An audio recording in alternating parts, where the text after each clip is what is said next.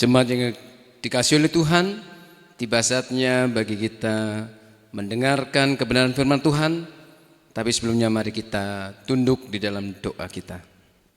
Mari kita berdoa. Terima kasih ya Tuhan, kalau sampai pagi hari ini kami masih boleh bersekutu bersama-sama dengan keluarga kami. Kami boleh memuji nama Tuhan. Dan terlebih sebentar lagi kami akan menikmati kebenaran firman Tuhan. Sungguh ini adalah anugerah dan kasih karunia yang nyata dari Tuhan buat kehidupan kami dan keluarga kami. Kami rindu membuka hati kami dan pikiran kami. Dan kami mohon belas kasih kuat kuasa Roh Kudus-Mu yang akan menolong memampukan kami untuk mengerti kebenaran firman Tuhan. Berfirmanlah dan kami siap mendengar. Beri kami telinga seorang murid dan hati seorang hamba untuk mendengar firman Tuhan dengan sungguh-sungguh dan boleh menjadi pelaku-pelaku kebenaran firman Tuhan yang taat. Urapi hamba-Mu supaya benar-benar hamba-Mu hanya menjadi saluran berkat bagi jemaat-Mu dan jemaat-Mu hanya terpuaskan oleh kebenaran firman Tuhan semata. Di dalam nama Tuhan kami Yesus Kristus, Sang satu-satunya Tuhan dan kebenaran itu, kami berdoa dan mengucap syukur. Amin. Shalom. Selamat pagi jemaat yang terkasih dalam kasih Tuhan Yesus Kristus. Mari bersama-sama kita akan membuka Alkitab kita. Kita akan merenungkan satu ayat firman Tuhan di dalam Roma 12 ayat yang ke-12.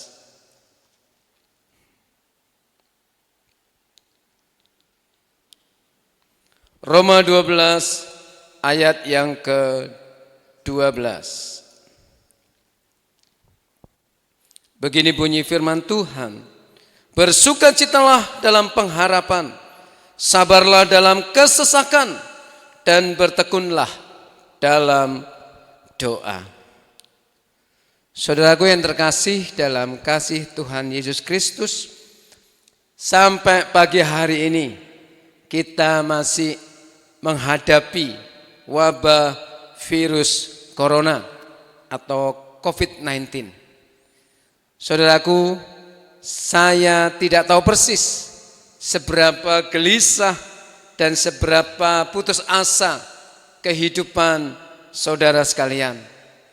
Kalau kita melihat maka data baik itu yang suspek positif virus corona, yang meninggal semakin tinggi, tetapi yang sembuh juga semakin banyak Bapak Ibu. Itu pengharapan.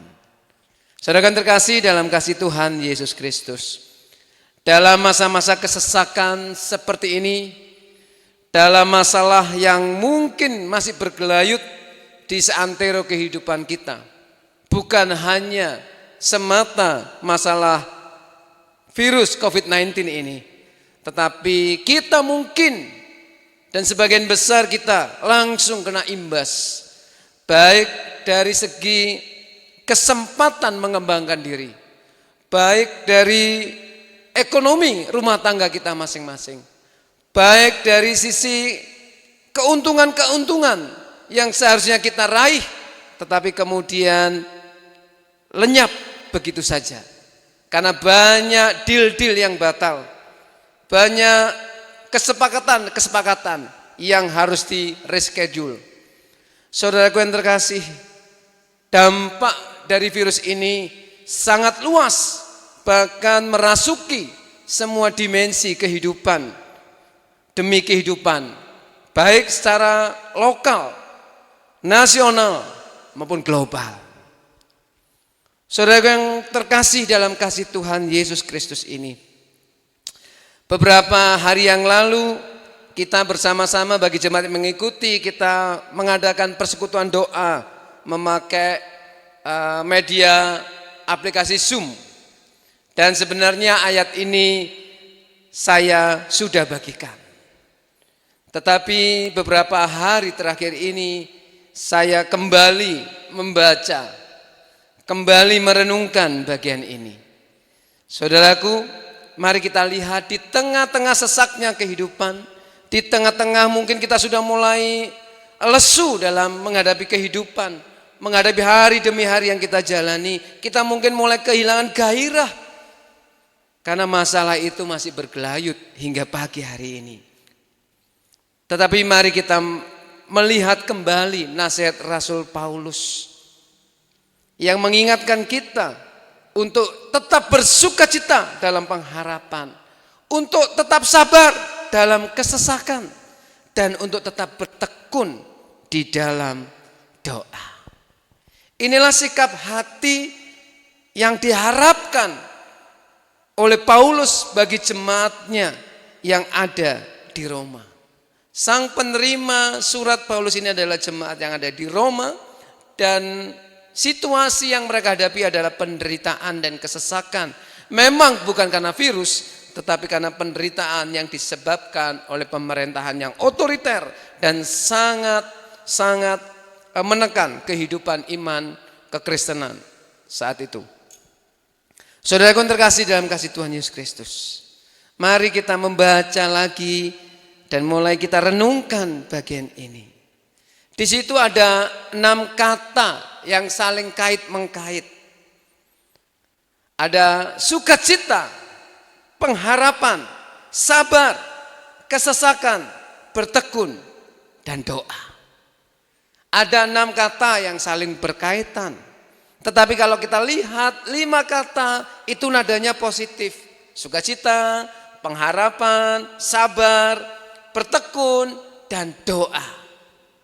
Tetapi di antara 6 itu 5 yang bernada positif, tapi ada 1 yang disisipkan dengan sengaja oleh Paulus yang konotasinya negatif, atau Paulus memakai kata kesesakan. Saudaraku yang terkasih dalam kasih Tuhan Yesus Kristus, kesesakan ini justru menjadi kata yang penting untuk merekatkan 5 kata yang terdahulu saya sebutkan.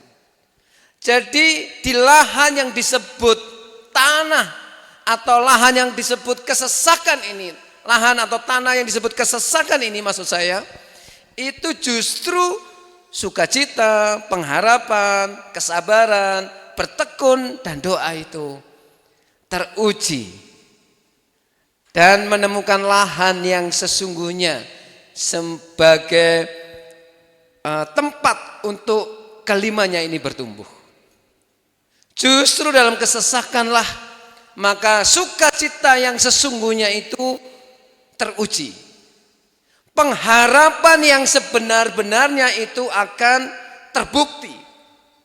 Kesabaran yang benar-benar sabar itu akan benar-benar muncul ketika dia benar-benar sabar di tengah dan di dalam kesesakan. Dan ketekunan serta dalam ini dikaitkan dengan kata berdoa, maka disitulah di lahan yang disebut Paulus kesesakan, maka ketekunan berdoa itu diuji, ditantang. Saudara kan terkasih dalam kasih Tuhan Yesus Kristus, bayangin kalau kita tidak mengalami hal ini Bapak Ibu. Saya bersyukur akhir-akhir ini saya mendengar beberapa jemaat kangen dengan beribadah ke gereja. Tapi kalau kita mau jujur, seringkali ketika ibadah, jam-jam ibadah berlangsung dengan normal, kita boleh beribadah bergereja, seberapa rajin kita datang ke gereja. Ketika situasi normal, ketika semuanya serba enak kepenak, tidak ada virus, tidak ada ancaman apapun, seberapa kita bertekun di dalam doa. Seberapa rajin dan bertekunnya kita membaca kebenaran firman Tuhan. Seberapa bergantungnya kita sama Tuhan ketika semua situasi dalam kehidupan kita serba lancar, serba nikmat, dan serba enak kepenak. Bukankah justru dalam kesesakan?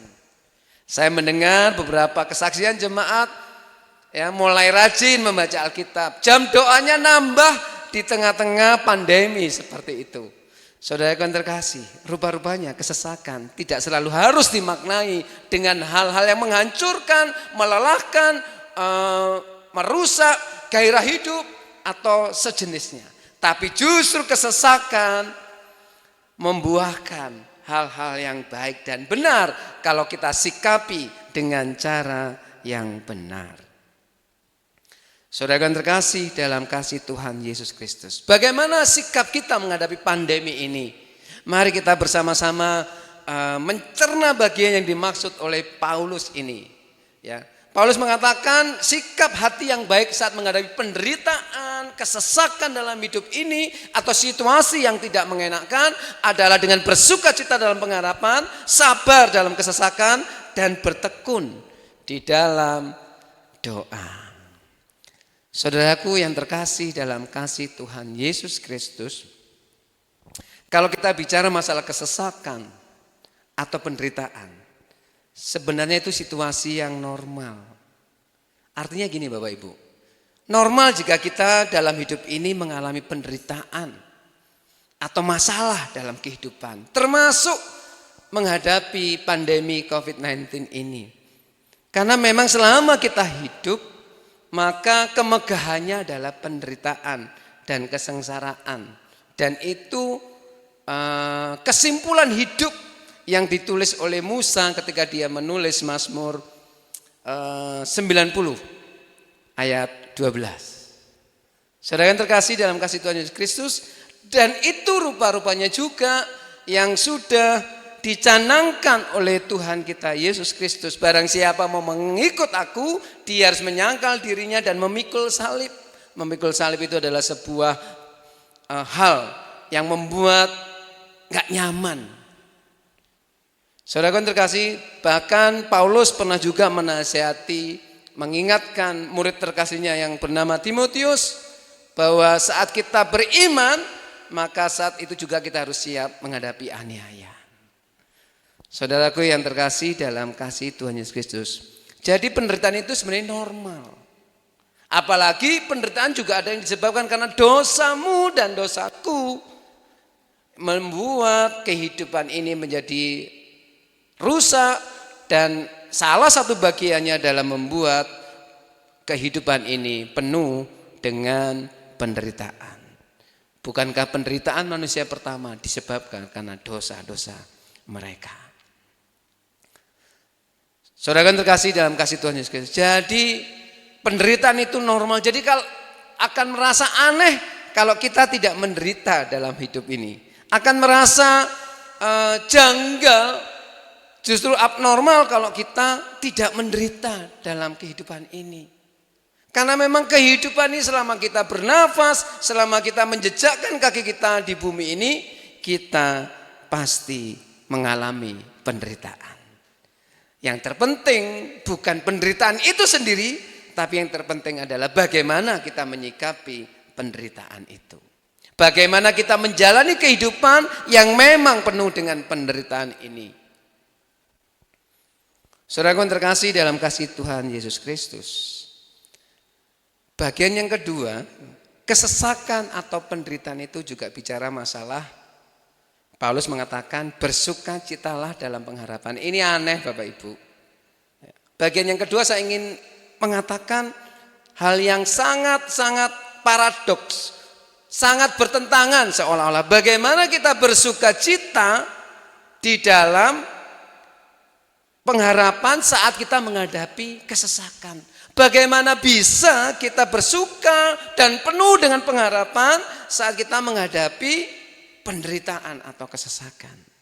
Tapi justru disitulah menariknya. Disitunya letak sukacita dalam pengharapan itu menemukan jati diri yang sesungguhnya, makna yang terdalam yang sesungguhnya.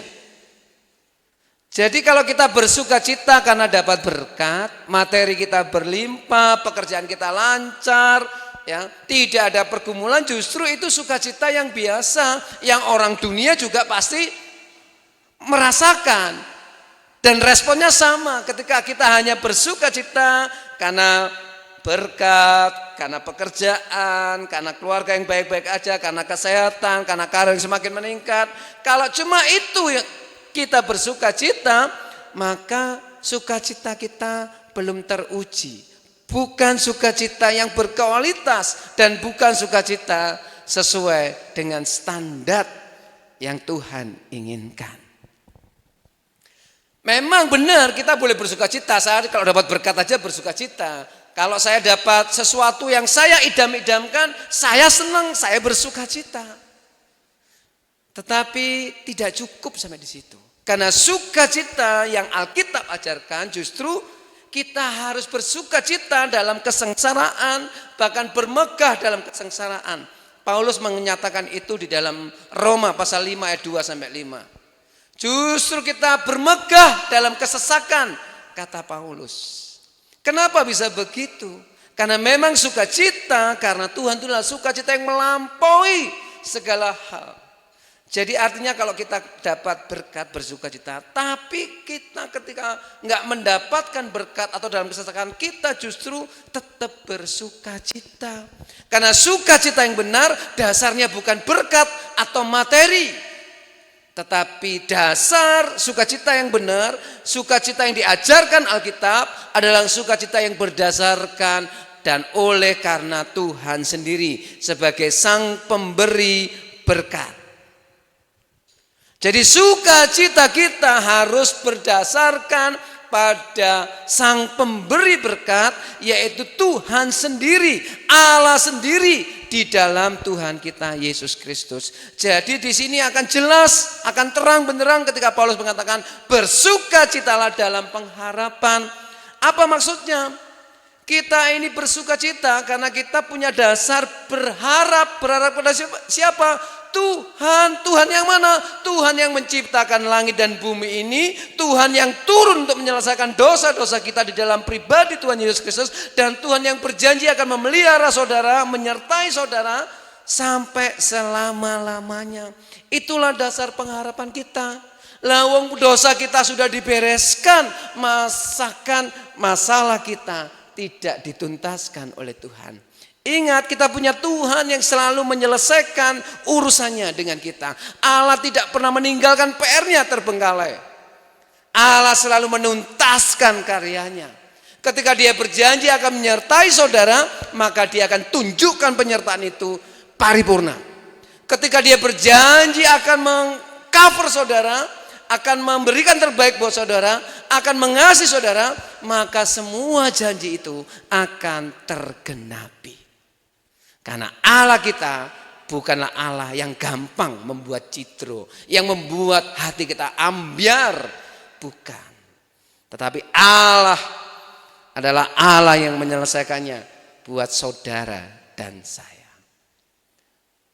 Daud dalam Mazmur 57 ayat 3, aku mau berseru kepada Allah yang menyelesaikannya buat aku. Dia adalah Allah yang akan menyelesaikan urusan hidupmu dan hidupku. Karena dia adalah Allah yang tidak pernah berhutang apapun. Saudaraku, itulah kenapa kita harus bersukacita. Bukan saat keberkatan, tetapi ketika segala sesuatunya terasa hampa, ketika segala sesuatunya enggak ada lagi yang bisa diharapkan. Ketika kita mulai berputus asa, justru disitulah Allah menantang kita, mengundang kita sekaligus untuk tetap bersukacita.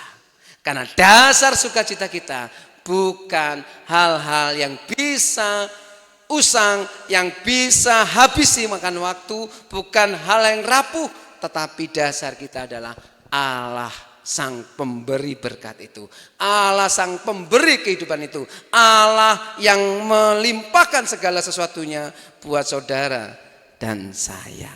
Kalau sukacita saudara berdasarkan berkat, maka ketika berkat itu enggak muncul atau tidak kunjung tiba, kita akan kehilangan sukacita.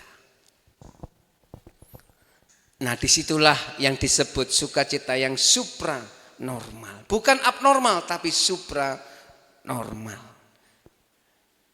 Berikutnya Bapak Ibu, Paulus mengatakan bukan hanya bersukacita dalam pengharapan dan sabar menghadapi kesesakan.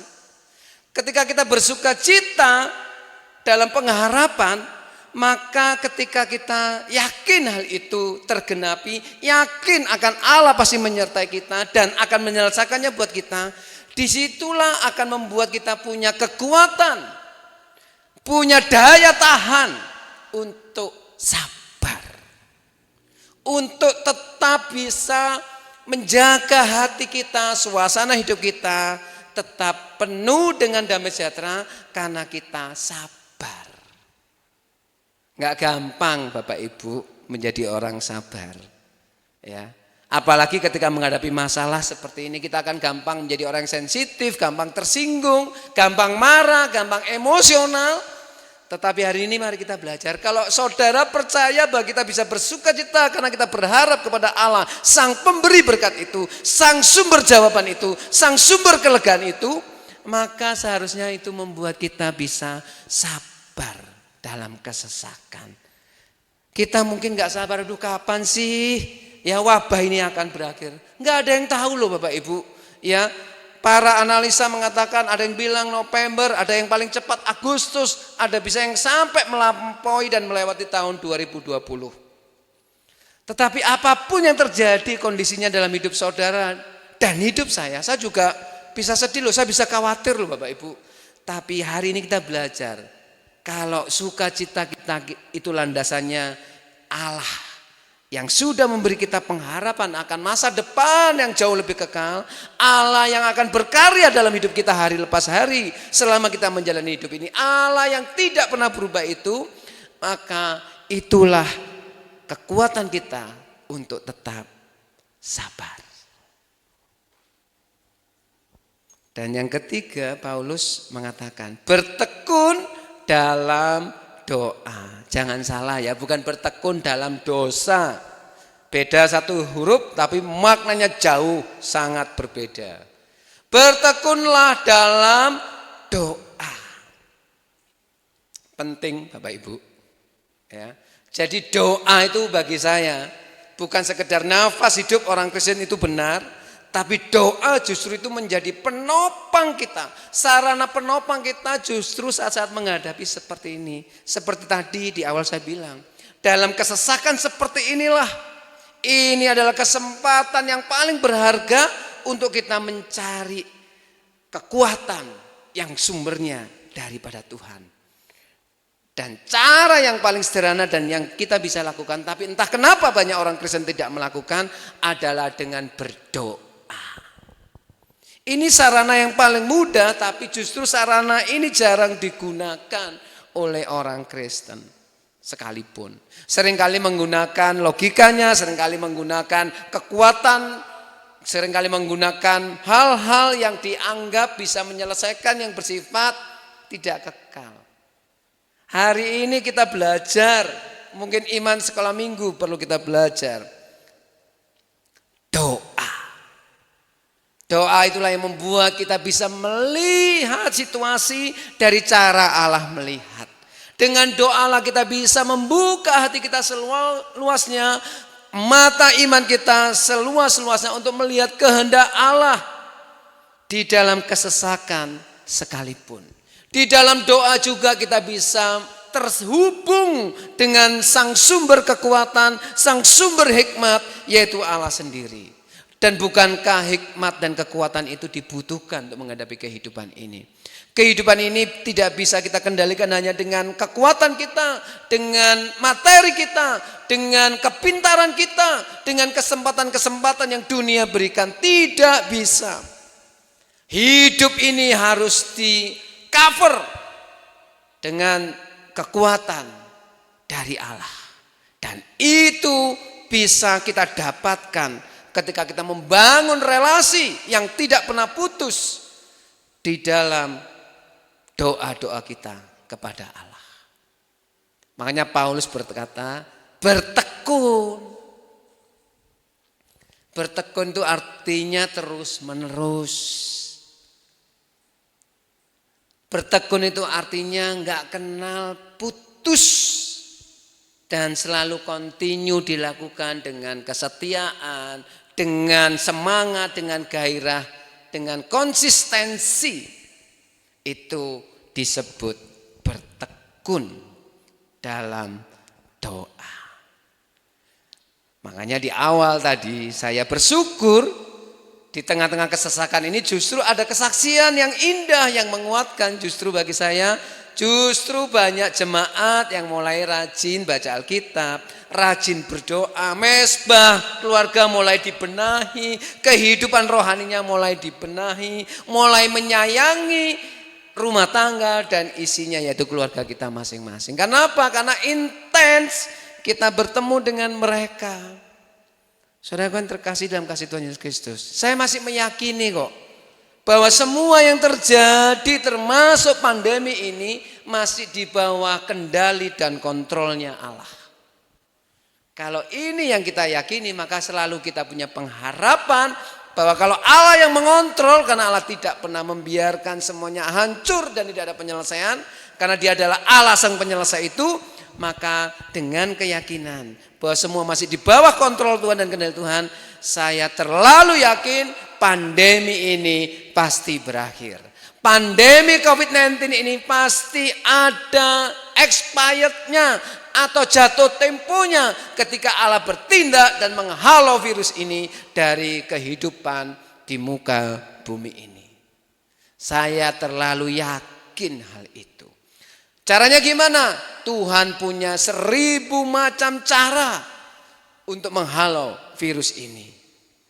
Marilah kita bersama-sama mengundang rahmat, kuat kuasa Allah dinyatakan lewat doa-doa kita yang semakin tekun, semakin intens dan semakin sungguh-sungguh kita lakukan.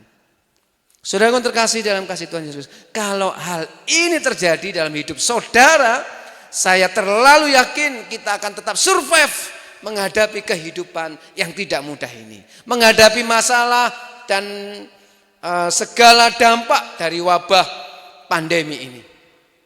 Sikap kita tetap bersukacita dalam pengharapan. Karena pengharapan kita bukan berdasar pada pepesan kosong.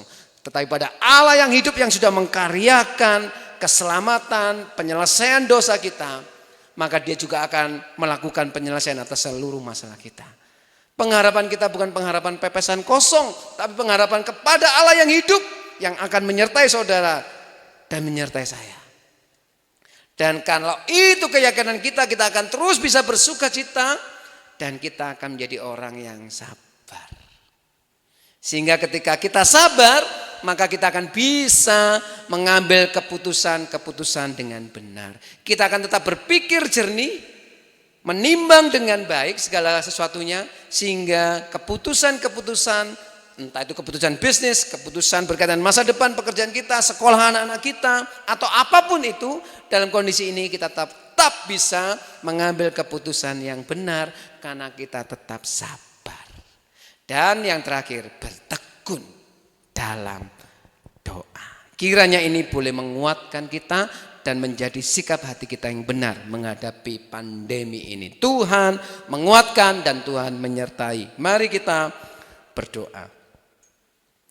Terima kasih ya Tuhan, kalau pagi hari ini kami boleh diingatkan dan mungkin juga ditegur. Bukan oleh siapa-siapa, tetapi oleh kebenaran firman Tuhan sendiri. Engkaulah yang tahu persis apa yang kami alami saat ini, kami hadapi saat ini, dan Engkau yang maha tahu itu juga yang akan berkarya dan bertindak buat kami. Karena kami yakin Engkau adalah Allah yang maha tahu dan maha kuasa dan yang akan menyelesaikannya buat kami. Terima kasih buat firman-Mu dan mampukan setiap kami Tuhan untuk tetap bersukacita dalam pengharapan kami, untuk tetap bersabar dalam kesesakan termasuk menghadapi pandemi ini, dan kami terus bertekun dalam doa. Terima kasih Tuhan Yesus, kuatkan dan teguhkan iman percaya kami, segarkan terus, beri kami gairah terus dengan kuat kuasa Roh Kudus-Mu. Terima kasih Tuhan, terima kasih.